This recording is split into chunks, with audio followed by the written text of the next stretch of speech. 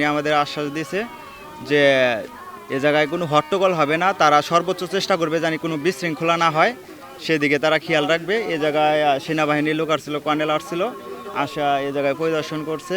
Vote দিতে জামু জানি কোনো জানি ভেজাল কেসাল মারামারি জানি যাতে না হয়, এটা নিরাপত্তা করার জন্য সেনাবাহিনীর প্রধান সেনাবাহিনী এখানে আইসা একদিন আগে থেকেই মোতায়েন রয়েছে। রংপুর বিভাগীয় সেনাবাহিনী প্রধান যিনি আমাদের মাঝে আসবেন হেলিকপ্টার যোগে।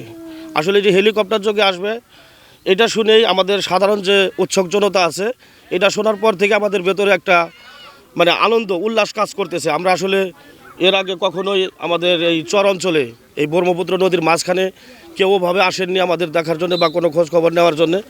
তো যেহেতু হেলিকপ্টার যোগে আসছেন, তাই আমাদের সাধারণ জনতা সহ আমাদের মধ্যে খুব উৎসব একটা কাজ করতেছে। আমরা এই জন্যই আসছি।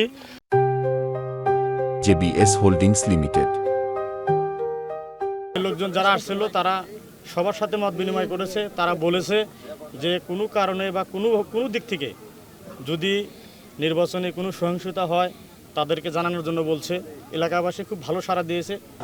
12 তারিখ ইনশাল্লাহ সবাই আসবেন, ঠিক আছে? সবাই আসবেন এবং আনন্দমুখর পরিবেশে আপনারা ভোট দিতে আসবেন।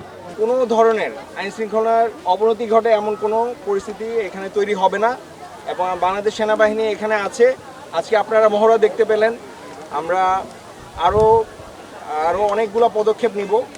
তো আপনারা আশা রাখি যে আশ্বস্ত থাকতে পারেন যে অত্যন্ত আনন্দঘন পরিবেশে এবং একটা নিরাপদ পরিবেশে এই নির্বাচন অনুষ্ঠিত হবে।